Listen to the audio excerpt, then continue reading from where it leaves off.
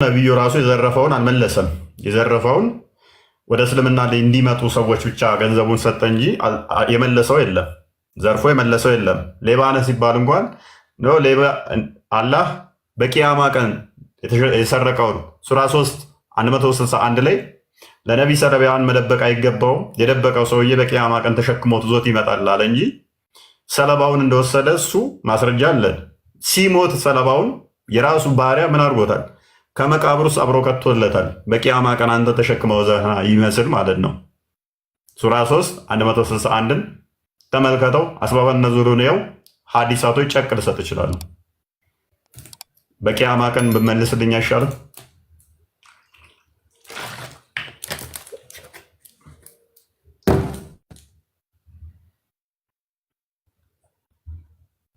ይሰማል አይደል?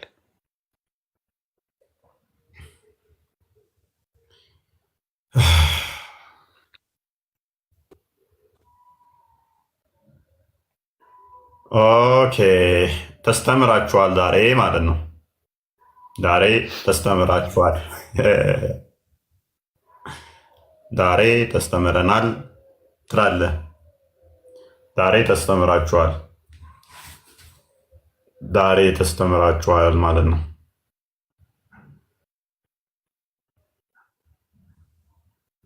እሺ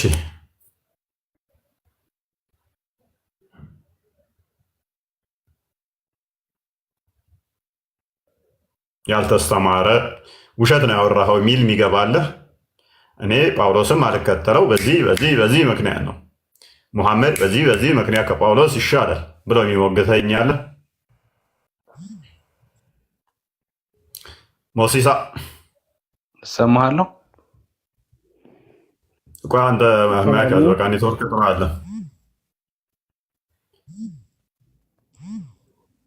ሞሲሳ እንኳን ደህና መጣህ።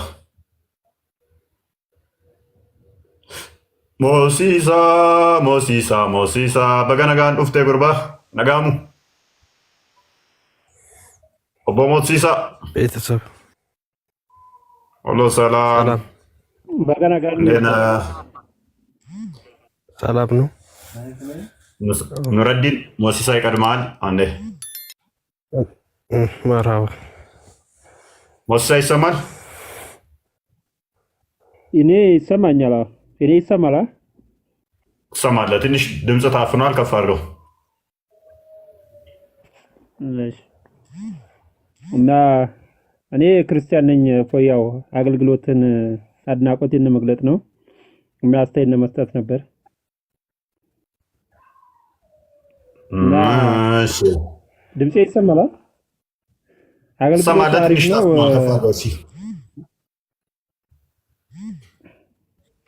አገልግሎት አሪፍ ነው። አገልግሎትን ብታሰፋው በኦሮምኛም ብትሰራ ብዙ ኡስታዞች በኦሮምኛ እየሰሩ ስለሆነ በዛም አንዳንድ ቀን አንዳንድ ገረፍ ብታረገው አሪፍ ነበር። እሺ እንሞክራለን። ብዙ እየሰሩበት ስለሆነ እንሞክራለን። ልጆች አሉ። እስኪ ልጆች እንዲመጡ እናደርጋለን። ሜቢ እኔ ብዙም አይደለሁም። ለዛ ልጆች እስቲ እንዲመጡ እየጠየቅን ነው።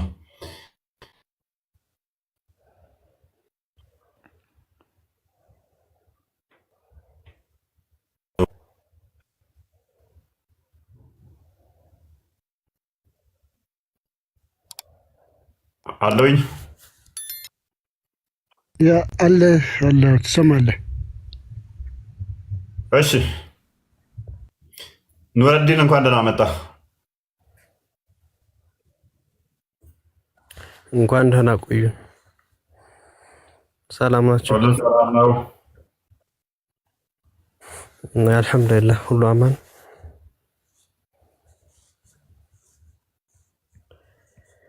እኔ እንኳን ያው አንድ ሀሳብ ልሰጥህ ነበር ከቤት የመጣሁት። ኦኬ ምንድን ነው? መሐመድ እያልክ ብዙ ጊዜ ትሳደባለህ። ለምንድን ነው የምትሳደብ? አንተ የራስህ እምነት አለ። እምነትህን ተወደድክ፣ የሰው እምነት ለምንድን ነው የምታቋሽሽ? እሺ ምን ብዬ አቆሸሽኩኝ? መሐመድ ሌባ ነው የዘረፈውን አልመለሰም ስትል ሰማለሁ። አሁን ራሱ ኦኬ። ከጦር ዘረፋ ገንዘቦች ይጠይቀዋል። የጦር ዘረፋ ገንዘቦች የአላህና የመሐመድ ነው ብሎ አልወሰደም መሐመድ። የታለ ሱረቱ አንፈልን ክፈትለት። ሱረቱ አንፈልን ክፈትለት።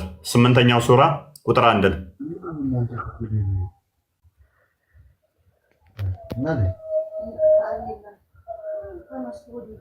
አንብበው። ከጦር ዘረፋ ገንዘቦች ይጠይቋል። የጦር ዘረፋ ገንዘቦች የአላህና የመልእክተኛው ናቸው ብሎ ወስዷል። አንብበው።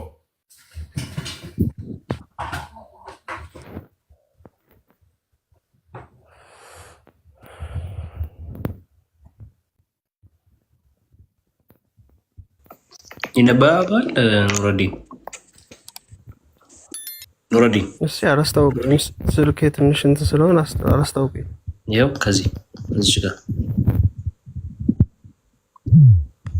ከጦር ዘረፋ ገንዘቦች ይጠይቁሃል። የዘረፋ ገንዘቦችም የአላህና የመልእክተኛው ናቸው። ስለዚህ አላህን ፍሩ፣ በመካከላችሁ ያላችሁን ሁኔታ አሳምሩ፣ አማኞችም እንደሆናችሁ አላህና መልእክተኛውን ታዘዙ በላቸው። እና መሐመድ ዘረፈ ማለት ነው። እዚህ ላይ እንግዲህ በዘረፋ የመጡ ገንዘቦች የአላህና የመልእክተኛው ናቸው እየተባለ ነው። አትዝረፉ፣ የምንም ሆነ የምንም ገንዘብ አትዝረፉ ነው እንጂ መሐመድ ዘረፈ የሚላል እዚህ ላይ ይታያል። የታለ እስቲ አትዝረፉ የሚለው አትዝረፉ የሚለው እስቲ የታለ? አብስትራክት ነው።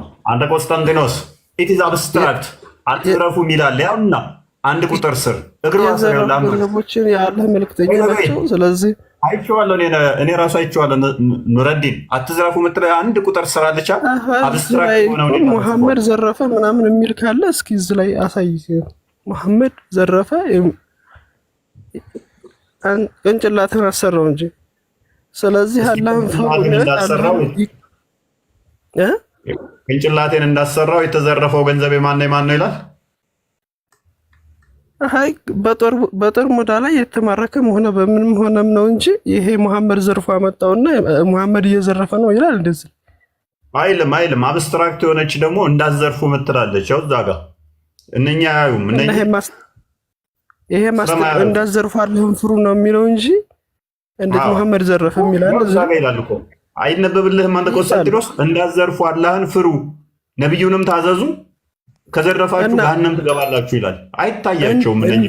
እንዳዘርፉና ዘርፏል የሚለው ነገር እንዴት ይገናኛል? ምን አውቄለት? ይሄ ራሱ ማንበብ አይችልም። ልክ ሳሂህ ቡኻሪ 1913 ላይ እኔም ተከታዮች ማንበብ አይችሉም ያለው ቆስጠንጢኖስ ላይ ደርሶበት ነው። አይታየም? እንዳዘርፉ ነው የሚለው። ከዘረፋችሁ ገሃነም ትገባላችሁ ነው።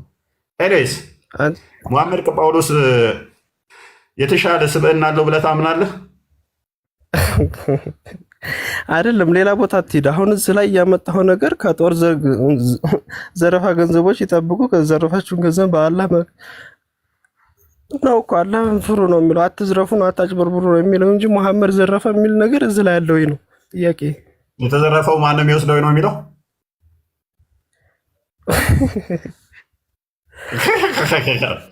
የተዘረፈው ማን ነው የሚወስደው?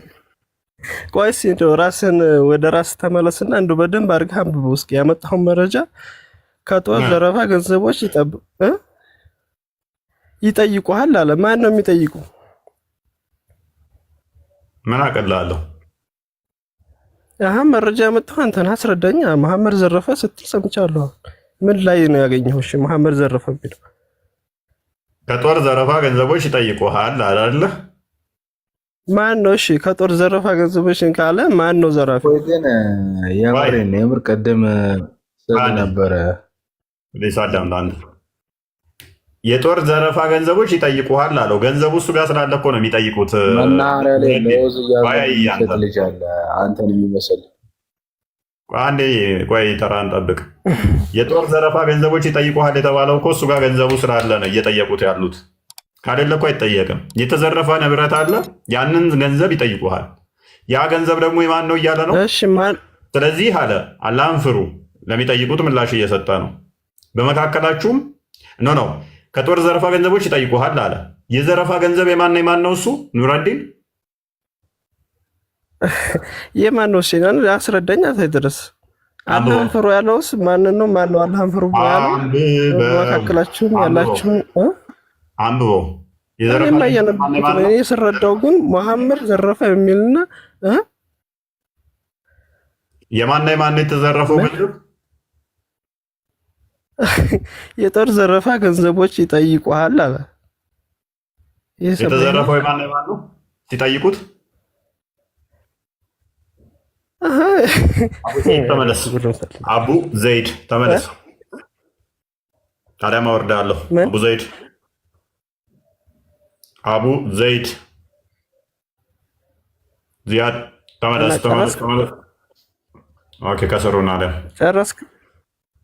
አሁን ወደ ስብዕና ግባ። ይሄንኛው ዋና ፖይንት አይደለም። አንድ ለወዛዟሪ ትዝ እያለኝ እኮ ነው። በቃ ወለጋ ላይ ጫት ቃሚ ሁሌም ትዝ የሚለው ለወዛዟሪ ነው። አንተን ሳይ ጫት ቃሚ ለውዝ ነው። ማትረባ ሰው ቅንጭላት መመርመር አለበት። እሺ ይወረርክልህ አንተ እኮ አይደለም ኑረዲን አንተን አይደለም። ምን አጠፋው? ለምን ትሰድበኛለህ? ለውዛዟሪ አሁን ኑረዲን ጆሮ ላይ የጫት ለውዛዟሪ እዚህ አንድ ልጅ ስለማት ነው። በዛ ነው አንተን የሚመጣው። እሺ ከስሩ ነው ሰማለህ። እፎይ አንድ ነገር ልንገርህ ኑረዲን፣ እኔ አንተን አልተናገርኩም። ኑረዲን እኮ ልንገርህ፣ አንተ ሃይማኖትን ትወዳለህ? ኑረዲን፣ እኔ አንተን አይደለም የተናገርኩት፣ እኔ ልጁን የተናገርኩት። ቆይ አንዴ አቡ ኑረዲን፣ እኔ አንተን አልተናገርኩም። ልጁ ገና ቅድም ገብቶ የቆሎ ነጋዴ ሳይሆን እንደዛ ሳይሆን አሁን እኔ ልጁም ሆነ ምንም ይሁን ይከፋኛል። ምክንያቱም እኔ ወንድሜ ነው፣ በእስላም በምንም በሃይማኖትም ወንድሜ ነው። አቡ ቆይ አንዴ እኔን አይከፋኝም። አቡ ቆይ አንዴ እኔን አይከፋኝም። እንደ የአንተ ወንድም መጥቶ እዚህ ጋር ቆሎ አዟሪ ነህ ሲለኝ እኔን አይከፋኝም። ቆሎ አዟሪነት ባይዞይ ስራ እስከሆነ ድረስ ማንኛውንም ስራ ነው የሬስፔክት አደርጋለሁ። ማንኛውንም ስራ ቆሎ አዟሪ ሆነ፣ መስካ አዟሪ ሆነ፣ ሊስትሮ ሆነ፣ ዶክተር ሆነ፣ ምንም ይሁን እኔ የትኛውንም ስራ ሪስፔክት አደርጋለሁ ስራ እስከሆነ ድረስ። እሱ ግን እኔን አታክ ለማድረግ ያልሰራሁትን ቆሎ አዟሪ ነህ፣ ቆሎ ነጋዴ ነህ፣ ለውዝ ባየው ቁጥር አንተ ትዝ ትለኛለህ አለ። ለውዝ ካየ እኔ ትዝ የምልህ ከሆነ ጫት ቃሚ ሁሌም ለውዝ ሲያይ ትዝ የሚለው ነገር ነው።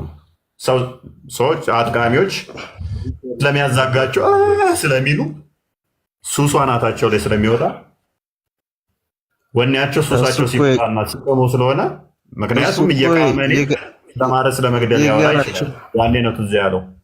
ስለዚህ እኔ ምንም ያልኩን ነገር የለም። ያልኩት ምንድን ነው?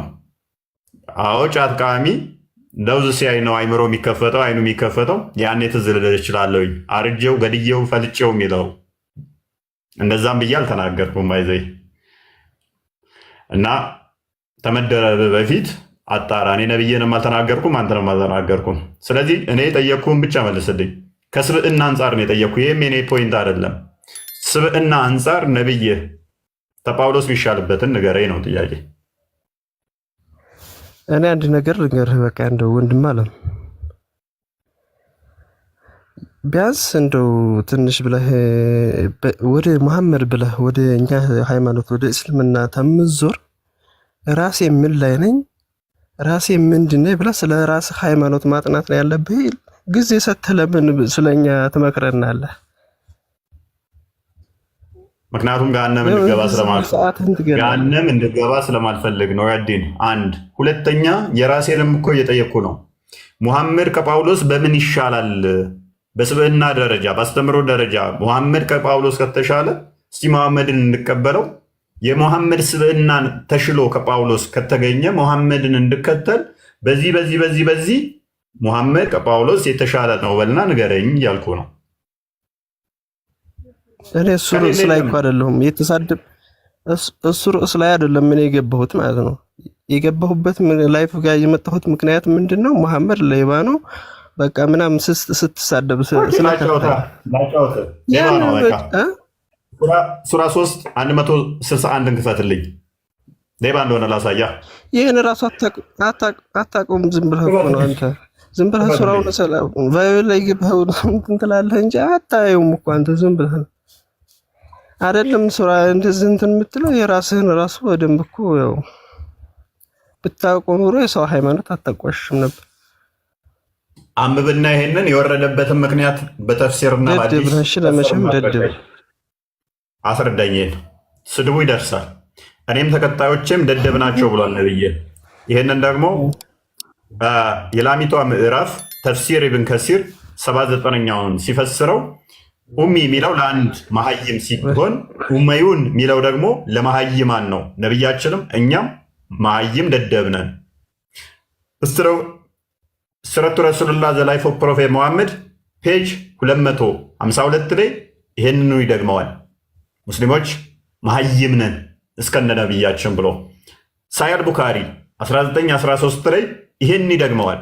እኔም ተከታዮቼም መሀይም ናቸው ብሎ ሰው ኤኒታይም እኛ ጋር ስትመጣ ግን እንዲሁም ደግሞ ሰባተኛው ሱራ 157ኛው ላይ መሀይም መጻፍና ማንበብ የማይችለው እነሱ ዘንድ ተጽፎ የሚገኘው መሐመድ የሚባለው ብሎ ያስቀምጠዋል። ነብይ ማንበብ መጻፍ የማይችለው መሀይሙ እነሱ መጻፍ ማንበብ ስለሚችሉ ሱረቱ ዩኑስ 94ኛው አያ እነሱን ጠይቅ አስቀድሞ የሚያነቡትን ብሎ ያስቀምጠዋል። ቁርአን እነማንን? ክርስቲያንና ይሁዶችን።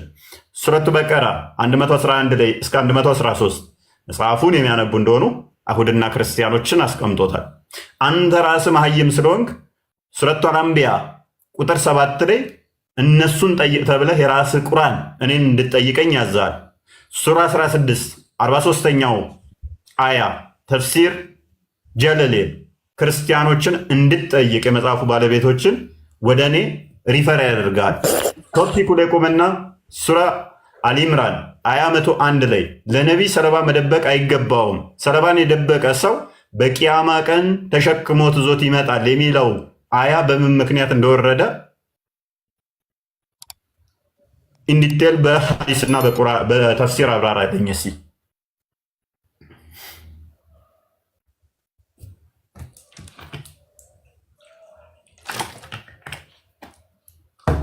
መድረኩ ያንተ ነው። ይህንን በተፍሲርና በአዲስ አብራራልኝ። ነብይ ሌባን ነው አይደለም የሚለውን ላሳየህ።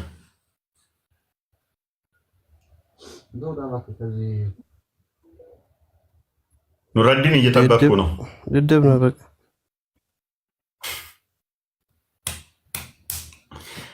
ያንን ከቁርአን አትጋጭ። ደደብ አይለኝም ቁርአን። የእውቀት ባለቤት ነው የሚለኝ ቁርአን። የእውቀት ባለቤት ማታውቅ ቢሆን የእውቀት ባለቤቶችን ጠይቅ ነብይህ ራሱ የተባለው 10ኛው ሱራ 94ኛው አያ ካላ ጋር ትጣላለህ ከምታመልከው ጋር። ኤኒዌይስ እኔ ጠየኳችሁ አይደለም። አሁንም ከስብዕና አንጻር ብመልሱ ደስ ይለኛል። ነገር ግን ኤኒታይም ምንም ብታወራ በቁርአን በአዲስ በሲራ በተፍሲርህ ማሳየት እችላለሁ እና እንደዛ ነው። አቡ እንኳን ደህና መጣህ። ኑረዲን ማይክ ያዝ። በቃ አጠቅምም አንተ ረበሽክ። ሰላም ሰላም ብያለሁ። ፎየ ሰማለሁ። እንኳን ደህና መጣህ።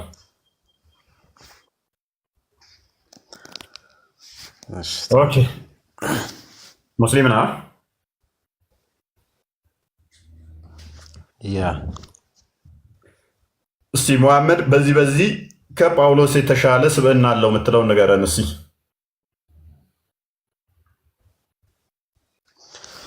ኦኬ መጀመሪያ አንደላይ የማደርገው ነገር ስላለ ለሁሉም እዚህ ገስት ላላ የለውም ለሌለው አንድ ማወቅ ያለብን ነገር ለማሳሰብ ፈልጌ ነው። በመጀመሪያ ደረጃ በገሃዱ ዓለም የሚታየውን ነገር እንግዲህ ስናየው ብዙ ነገር ነው ያለው። ዓላማው እውነታውን የማድረስ ዓላማው ከሆነ በስድብና በዘለፋ ሊሆን ይችላል ብዬ አልገምትም። እኔ በማጠልሸት ሃይማኖትን በማጠልሸት ይሆናል ብዬ አልገምትም። እሺ ወደ ቶፒኩ እንመለስና ሰውነቱ ክብር ይሰጠዋል።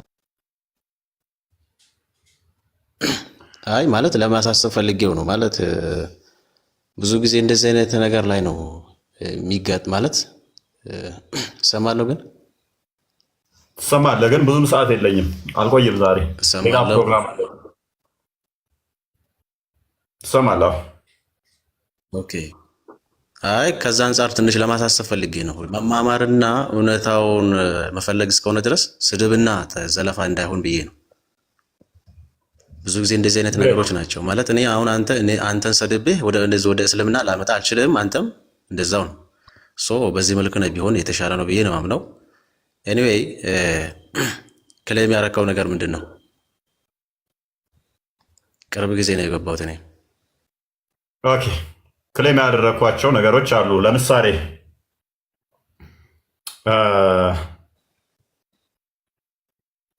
ጳውሎስ እና ከመሐመድን ንጽጽር በቅርብ ከገባ አስቸጋሪ ነው ከማስረዳ ይቅር ሌላ ቀን በቃ እንገናኝ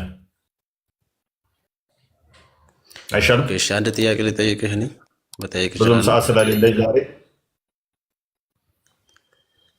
ጥያቄ ለመቀበል ፈቃደኛ ነህ ኦኬ ምንድን ነው እዚሁ ቶፒክ ላይ ነው እዚሁ ቶፒክ ላይ ከዚሁ አያይዘህ እንድታይልኝ ፈልጌ ነውና ሮሜ 7:15 አንድ ክፈትልኝ እስቲ እሺ ወሰንድኖስ አንድ ክፈትለት ሮሜ 7 ያው 15 አካባቢ ያለውን ክፈቱል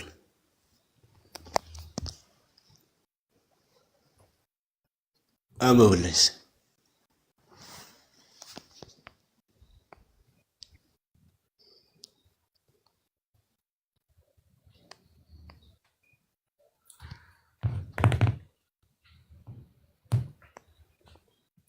እሺ አንብበው ኦኬ አንብበውና ከዛ ያለውን ነገር ምንድነው ከዚህ አንብበና ጥያቄን አቅርብልኝ ነገር የሚለው አንብበና ንገረን ሮሜን የጻፈው ማን ነው መጀመሪያ ጳውሎስ ኦኬ መልእክቱ የማን ነው መልእክቱን የጻፈው ነው መልእክቱን የጻፈው ማን ነው ወይ መልእክቱ የማን ነው መልእክቱም ጭምር የማን ነው መልእክቱ የእግዚአብሔር ነው ጳውሎስ ደግሞ ጽፎታል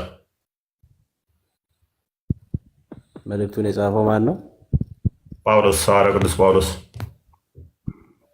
ኦኬ እዚህ 15 ላይ ምን እያለ ነው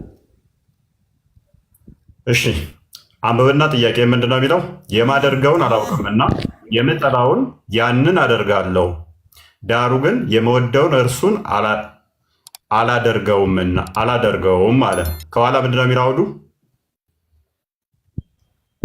አይ በየትኛውም አንተ ችግር የለውም በምንም አድርገና ምን ባለ ክፍሉን ከኋላ ጀምራ አንብበው ከኋላ ዝቅ አድርግና ቆሰንቲኖስ አንብበው አይ እዚህ ላይ ሆነ አው ችግር የለውም ክፍሉን አይቼዋለሁ እኔም ስለማቅ ክፍሉን በደንብ እናንብባ አይሻልም ወንድሞች ወይ ህግን ለሚያውቁ እናገራለሁና ሰው ባለበት ዘመን ሁሉ ህግ እንዲገዛው አታውቁምን አለ ምንድነው ሰው ባለበት ሁሉ ህግ እንዲገዛው አታውቁምን ያገባች ሴት ባሏ በህይወት ሲኖር ከእርሱ ጋር በህግ ታስራለችና ባሏ ቢሞት ግን ሚውት አድርገው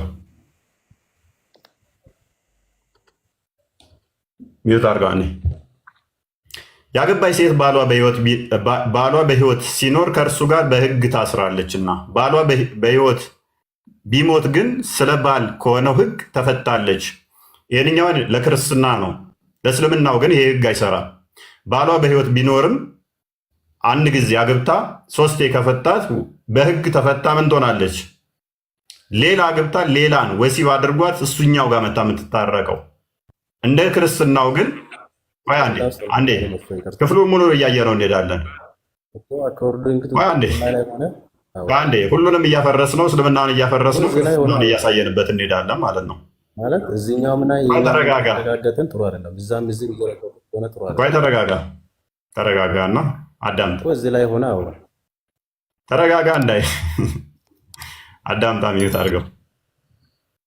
ያመጣኸው ክፍል ቅዱስ ጳውሎስን ከሙሐመድ ጋር አስተምሮ ጋር ልታቃር ነው አይደለ? ያስተምሮ ጤናማ አይደለም ብላ አይደለ? ይህን ክፍል ያመጣው ሰዎች እንዲፈርዱ እንሰጣለን። ገዛ ፍርዱን ለሰዎች ስለ ህግ እያወራ ነው።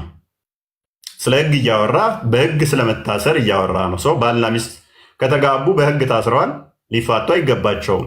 ይሄ በማቴዎስ ወንጌል ምዕራፍ 5 ላይ በቁጥር 27 አካባቢ ጀምሮ ጌታም የተናገረው ስለሆነ ማለት ነው። ለዝሙት ጠንቅ ፍቺ ስለሌለ ማለት ነው። ራሱ ጳውሎስም በአንደኛ ቆሮንቶስ ምዕራፍ 7 ላይ ከቁጥር 37 ምናምን አካባቢ ላይ ራሱም ስለሚናገረው ማለት ነው መፋታት ስለማይቻል መቼ ነው ይሄ ከህግ ነፃ የምትሆነው ብሎ አስቀመጠው። ያገባይ ሴት ባሏ በህይወት ሲኖር ከእርሱ ጋር በህግ ታስራለችና ባሏ ቢሞት ግን ስለ ባሏ ከሆነው ህግ ተፈታለች አለ። በእስልምናውስ ይሄንኛው ለወንዱም ነው የሚሰራው፣ ለሴቷም ነው የሚሰራው። የክርስትናው የጳውሎስ ህግ ወንዱም ታስሯል በህግ በሴቷ፣ ሴቷም በወንዱ ታስራለች። በእስልምናውስ አራት ካገባ በህግ ሊታሰር አይችልም፣ አንዷ ማለት ነው። ቆይ አንዴ፣ ክፍሉ ሙሉ ስለ ህግ ነው እያወራ ያለው። በህግ ለምን ትረብሻለህ? አንድ አትረብሽ። ሚዩት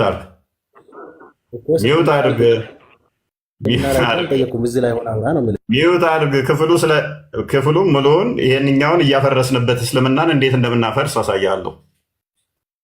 ጳውሎስ ያስተማረው ይሄንኛው ጤናማ አይደለም። ምክንያቱም ጳውሎስ ከቁጥር 1 እና ከቁጥር 7 የትኛው ነው የሚቀድመው?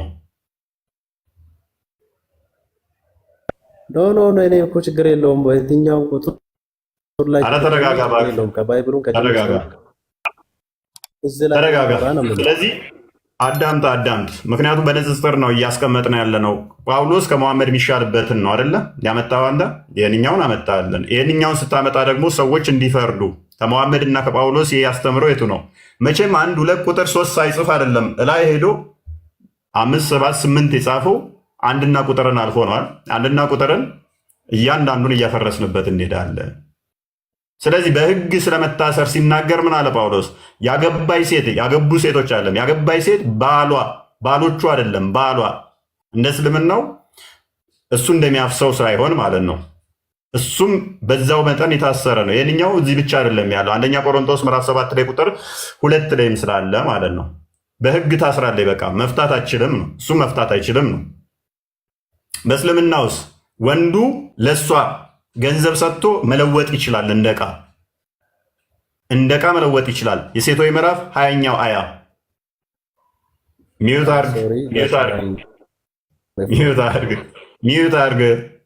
አርግ። አትረብሽ፣ ሰዓት የለኝም እኔ ሌላ ፕሮግራም አለብኝ። እስልምና ታወራለህ። ቆይ ሚዩት አርግ፣ ሰዓት የለኝም ፕሮግራም አለብኝ እያልኩ ነው። ለዛ ነው ያልኩ። አዳምጥ። ስለ ህግ እያወራ ነው ጳውሎስ። ምን እያለ ነው? አዳምጥ። መስራት ይፈልጋል፣ ነገር ግን ምንድነው ከኃጢአት መራቅ ይፈልጋል። ነገር ግን ህግ እንትን ደግሞ እንድትሰራ አዳምጥ። ሰውዬ አይሰማም እንዴ? ያመጣው ምዕራፍ ሙሉ እስልምናን ያስጥልሃል። ስለዚህ እስልምናን እየጣለበት እንሄዳለን ነው። ኦኬ።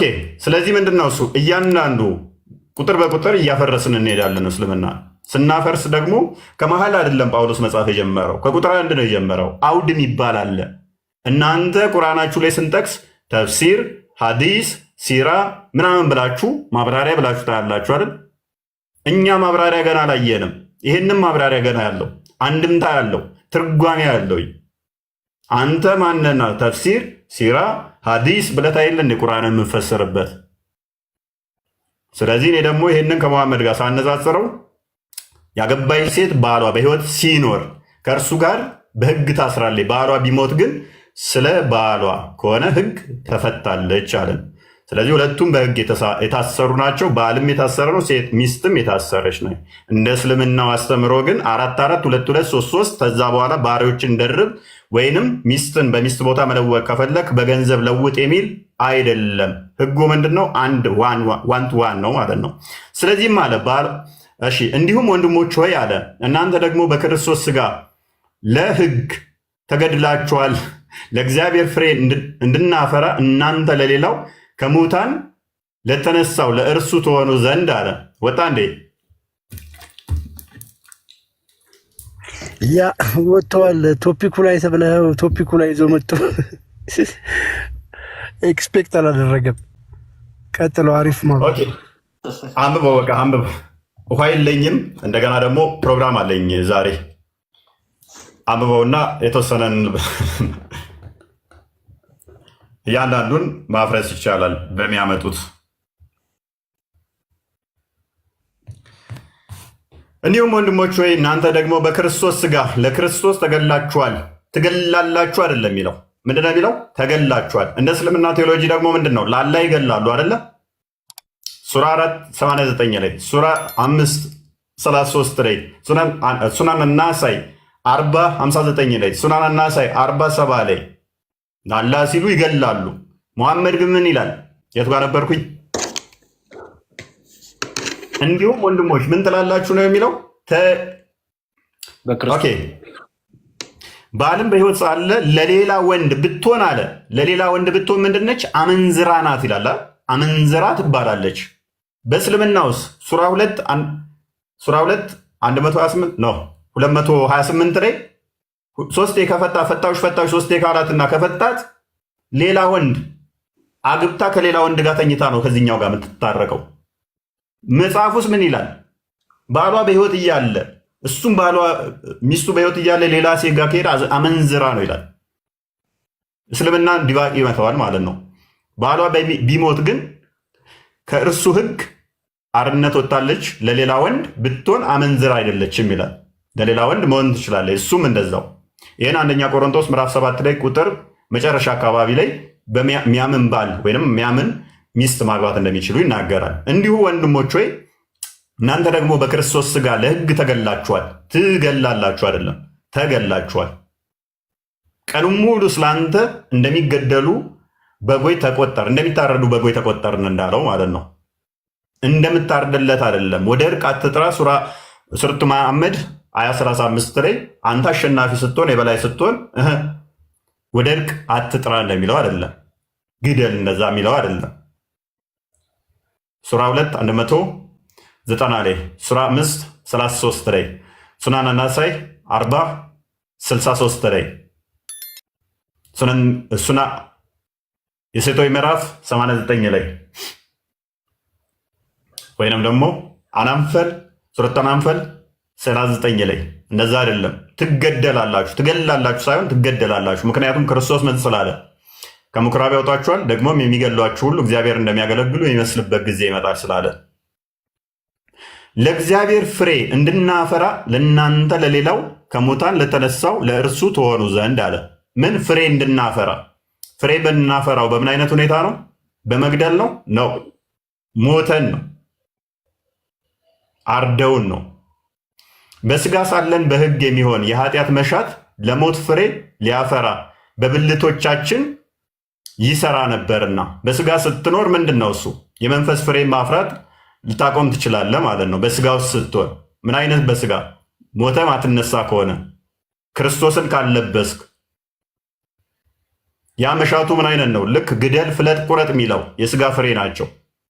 የስጋ ፍሬ ተገለጠ ነው ብሎ አስቀድሞ በገላትያ ምዕራፍ 5:19 ላይ ስለተናገረው ማለት ነው። የመንፈስ ፍሬ ግን ምንድን ነው? ቅድስና፣ መልካምነት እንደዚህ ናቸው። የስጋ ፍሬ ግን እንደዚህ ናቸው። እነኚህን ስትሆን ምንድን ነው እሱ? መልካም መስራት ብፈልግም እንኳን በስጋ ውስጥ ስለሆንክ የስጋ ፍሬ ነው የምታደርገው። አሁን ግን ለነርሱ ይላ አሁን ግን ለነሱ ለታሰርንበት ስለሞትን ከሕግ ተፈተናል። ስለዚህም በአዲሱ በመንፈስ ኑሮ እንገዛለን እንጂ በአሮጌው ፊደል ኑሮ አይደለም አለ። ያ የስጋው ፍሬ አሁን አይደለም ማለት ነው። ልክ ክርስቶስን ስለብስ አዲሱን ሰውነትን ትለብሳለህ፣ አሮጌውን ስጋን አውልቀህ ትጥላለህ ማለት ነው። ሮሜ ምዕራፍ 6 ላይ ከቁጥር 1 ጀምሮ አሮጌው ስጋችሁ ተቀብሯል እንደሚለው ማለት ነው። አሮጌውን ስጋህን ቀብረህ ትጥላለህ። ካልሆነስ በአሮጌው ስጋ ውስጥ ስለምትሆን የምታደርገው ነገር ሁሉ ምን ይሆናል? የስጋ ይሆናል ማለት ነው። የስጋ ፍላጎቶች፣ የስጋ ምኞቶች፣ የስጋ ድርጊቶች ደግሞ ቀደም የዘረዘርናቸው ገላትያ ምዕራፍ 5 ላይ የሚገኙ ከቁጥር 19 ጀምሮ ያሉት ማለት ነው። እንግዲህ ምን እንላለን አለ ጥያቄ ምልክት። ሕግ ኃጢአት ነውን? አይደለም። ሕግ ምንድን ነው? ኃጢአት አይደለም። ነገር ግን አለ በሕግ ባይሆን ኃጢአትን ባላወቁም ነበር፣ ሕግ አትመኝ ባላለ ምኞት ባላወቁም ነበርና አለ። በራሱ ሕግ ኃጢአት አይደለም። ሕግ ሲሆን ግን ምን ሆነ? ነገር ግን አለ ሕግ ባይሆን ኃጢአት ባላወቁም ነበር። ምክንያቱም አስቀድሞ ሮሜ ምዕራፍ 1 ላይ ሕግ ሳይኖር ሕግ ሳይሰጥ ኃጢአት የለምና አይቆጠርምና ስለሚል ማለት ነው። ሕግ ካሌለ ኃጢአት ስለማይቆጠር ማለት ነው። ሮሜ ምዕራፍ 1 ቁጥር ስንት እንደሆነ ረሳሁት። አትመኝ ባላለ ምኞትን ባላወቁ ነበርና። አትመኝ ስትባል ነው ምኞት የምታውቀው ማለት ነው። ስትከለከል ለምን የሚለውን ታስባለህ። ኃጢአት ግን ምክንያት አግኝቶ ምኞትን ሁሉ በትእዛዝ ሰራብኝ። ኃጢአት ያለ ሕግ ሙት ነውና። ምን ኃጢአት ግን ያለ ከፍ አድርገው ኃጢአት ግን ምክንያት አግኝቶ ሞትን ነው ምኞትን ሁሉ በትእዛዝ ሰራብኝ አለ። ኃጢአት ያለ ሕግ ሙት ነውና። ሕግ ሲኖር ነው ኃጢአትን ያወቅ ነው አይደለ? ሕግ ስላለ ኃጢአትን አወቅን። ሕግ ከሌለስ ራሱ ምን ይሆናል? ሚውት ይሆናል ማለት ነው። ኃጢአት አታድርግ፣ አትግደል፣ አትስረቅ ምናምን የሚባሉ ሲኖሩ ነው ኃጢአት መሆናቸው። እነኛን አታድርግ የተባልከውን ስታደርግ ተላለፍክ ማለት ነው። እኔ ድሮ ያለ ሕግ ሕያው ነበረው፣ ትእዛዝ መጣች። በመጣች ጊዜ ግን ኃጢአት ሕያው ምድራዊ ነው። ኃጢአት ሕያው ሆነ፣ እኔም ሞትኩ። ያለ ኃጢአት ምን ነበረ? ሕያው ነበረ። ምክንያቱም ሕግ ከሌለ ኃጢአት የለምና ሙት ነው ስላለ ማለት ነው። ሕግ ሲኖርስ ኃጢአት ይሆናል ማለት ነው። አታድርግ አድርግ የሚለው ስለሚሆን ለሕይወትም የተሰጠችውን ትእዛዝ እርሷን ለሞት ሆና አገኘኋት አለ። የተሰጠችው ለሕይወት ነበረ፣ እሱ ግን ምን አደረጋት? ቀጥል አንብቦ እርሷን ለሞት ሆና አገኘኋት አለ። አታድርግ የተባለችውን በማድረጉ ማለት ነው። ቀጥል። ኃጢአት ምክንያት አግኝቶ በትእዛዝ አታሎኛልና በእርሷም ጎድሎኛል። ስለዚህ ሕጉ ቅዱስ ነው፣ ትእዛዚቱም ቅድስ ናትና የጻድቃንም በጎም ናት። እንግዲህ በጎ የሆነ ነገር ለእኔ ሞት ሆነብኝን? አይደለም፣ ነገር ግን ኃጢአት ሆነ። ኃጢአትም በትእዛዛት ምክንያት ያለ ልክ ኃጢአት ይሆን ዘንድ ኃጢአትም እንደሆነ ይገለጥ ዘንድ በጎ በሆነ ነገር ለእኔ ሞትን ይሰራ ነበረ። ቁጥር 14 ሕግ መንፈሳዊ እንደሆነ እናውቃለንና እኔ ግን ከኃጢአት በታች ልሆን የተሸጥኩ ሥጋ ነኝ። የማደርገውን አላውቅምና የምጠላውን ያንን አደርጋለሁና፣ ዳሩ ግን የምወደውን እርሱን አላደርግም። ስለዚህ እንደዚህ ከሆነ ያንን የማደርገውን እኔ አይደለሁም፣ በእኔ የሚያደርገው ኃጢአት ነው እንጂ ምንድን ነው? እኔ አይደለሁም። የሚያደርገው ምንድን ነው? እሱ አይደለም። ለምን? በስጋ ሲሆን ኃጢአት ለማድረግ ይፈልጋል። ነገር ግን በስጋ ሲሆን ምንድን ነው የሚያደርገው? ኃጢአት ነው የሚያደርገው። በመንፈስ ሲሆንስ ኃጢአትን አያደርግም። የስጋና የመንፈስ ፍሬ የተገለጡ ስለሆኑ ማለት ነው። ስለዚህ ንጽጽሩ ምንድነው? እሱ ከሕግ አንጻር ነው። እንደዚህም ከሆነ አለ የማደርገውን አሁን እኔ አይደለሁም በእኔ የሚያድር ኃጢአት ነው እንጂ። በእኔ ማለት በስጋዬ በጎ ነገር እንዳይኖር ነው። የቱ ጋር ይቅርታ፣ ቀጥልሽ። ሕግ መንፈሳዊ እንደሆነ እናውቃለንና እኔ ግን ከኃጢአት በታች ልሆን የተሸጥኩ ሥጋ ነኝ። የማደርገውን አላውቅምና የምጠላውን ያንን አደርጋለሁና፣ ዳሩ ግን የምወደውን እርሱን አላደርገውም። ራሳችንን ለዝሙት ስንሰጥ፣ ለተለያዩ ነገሮች ስናደርግ ማለት ነው ስጋችን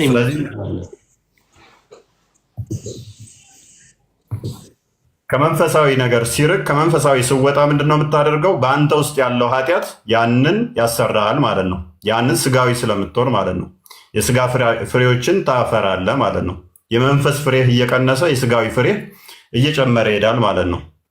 ውሃ የለኝም፣ ውሃ ጨርሻለሁ። ውሃ ጠጣ ይለኛል። አረ በቂ ነው። ቆንጆ ፕሮግራም አለኝ እና ፕሮግራም አለኝ ዛሬ እና ልወጣ ነው። በቃሽ፣ መልካም ምሽት።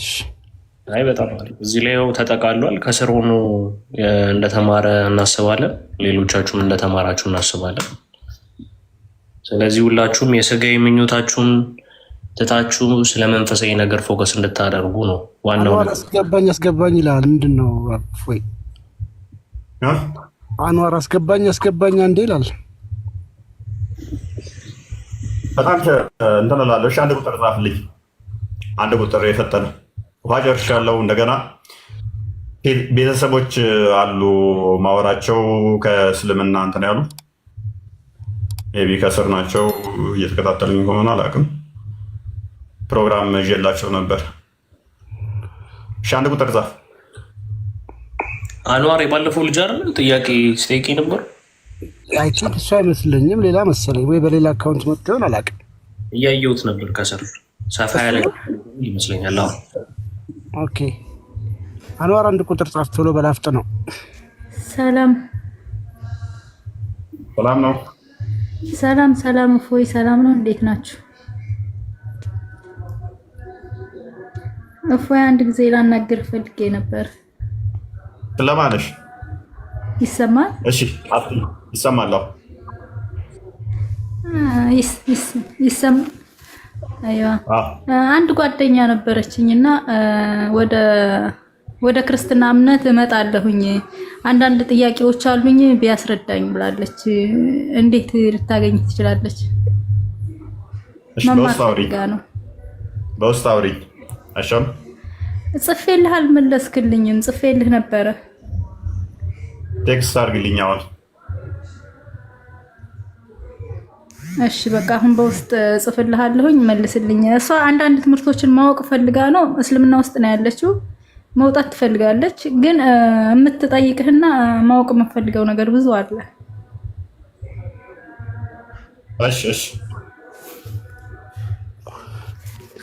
አሁን በውስጥ መልስልሃለሁ፣ እጽፍልሃለሁ። ካውለት በሚለው መልስልኝ።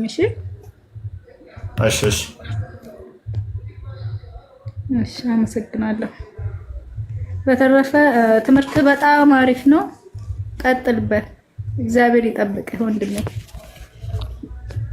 ሰው ስለሚበዛበት እሱ እንትን ካለብሽ እኔ ፎሎም ስላደረኩሽ እኔ ማወራሻለሁ። ፎሎ መልሽና አውሪን፣ ችግር የለውም።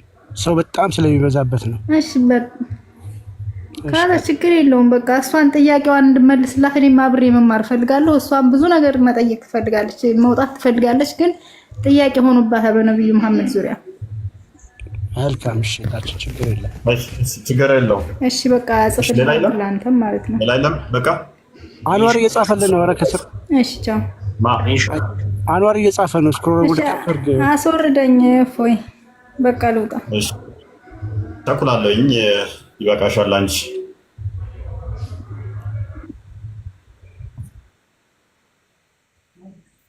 አስተያየት አለኝ ያለው ግን ጥያቄ ያለው። እሺ ሰላም ወንድሞቼ እንዴት ናችሁ? ሰላም ነው።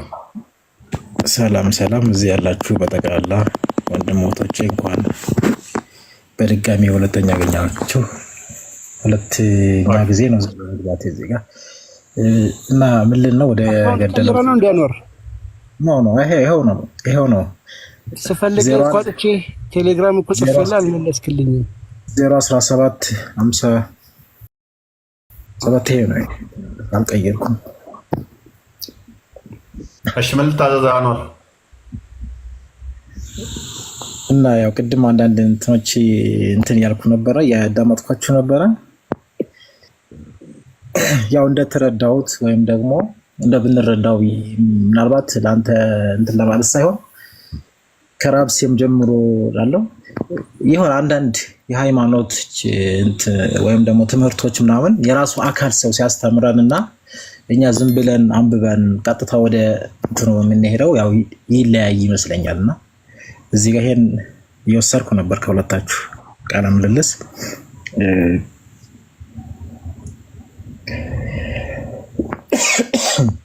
ከዛ በተጨማሪ ደግሞ ማለት እኛ የሚያምን ወይም ደግሞ አንድ ለምሳሌ ፎይ አንተ ያመንክበትን ሁሉም ሰው ማመን አለበት ብለህ ታምናለህ ወይ? እኔ ለምሳሌ ሙስሊም ነኝ ልበል፣ ሁሉም ሙስሊም ነኝ።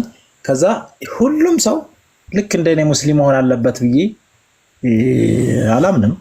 ምክንያቱም አንድ የተፈጥሮ ህግ ነው ብዬ ስለወሰድኩት ማለት ነው። አለመለያየት ያው እንትን አይደለም ብዬ ስለማምን እና በዚህ ጉዳይ ላይ እስኪ ምን ትመክረኛለህ? ማለት አልገባኝም። ሁሉም ሰው አንድ መሆን አለበት። በውስጡ ቢሆን አይሻልም? እንደዚህ አንዋር ፎሎ መልስና በውስጡ እናውራ። አይ ቲንክ እሱም ስለቸኮለ አጥጋቢ መልስ እንድንነግርህ በውስጡ።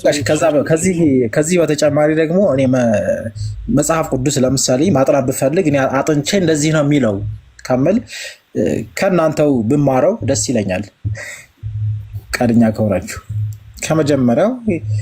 ምክንያቱም እንደዚህ ገልጬ እያነበብኩ እዚህ ጋር ማለት የተፈለገበት እያልኩኝ አንድ በአንድ ብሄድ፣ ምክንያቱም ለምሳሌ የሃይማኖት አስተምሮት እኔ እንትን ብዬ መወስደው አይደለም። የሚከብድ ነገሮች ብዙ ነገሮች አሉት ማለት ነው እና በማር ደስ ይለኛል ፈቃደኛ ከሆንክ ይቻላል። ፎሎ መልስና በውስጡ አውራ አለው። ፎሎ መልስና አውራኛ አለው። መጽሐፍ ቅዱስ ጥናት ራሱን የቻለ አለው። እንዴት ነው የሚለውን አንደምታዎች አሉ እንማራለን። በጣም ከእስከ ዜድ ያሉት ነገሮች ችግር የለም። ስለቸኮልኩ አንዋር ሶሪ አውራለሁ እና ፋይም በውስጥ ባገኝ ደስ ይለኛል። ይበልጥ ደግሞ አንዳንድ ነገራቶች እንትን በሚባባል ደስ ይለኛል። ምክንያቱም እዚህ ጋር ብቻ አንተን ሰዓትን ከምገልብህ በሌላ ጊዜ ብቻ እንትን ብንል ደስ ይለኛል። ምክንያቱም አንዳንድ የኔ ማሳብ ወጣ ያሉ ነገሮች ምናምን ስለሚኖሩ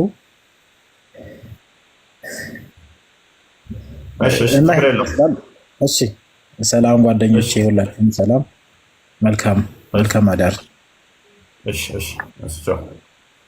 ሁላችሁም ቻው። ሶሪ ቃሎት ያሰማል፣ ችግር የለውም። ፕሮግራም ስላለብኝ መልካም አዳር።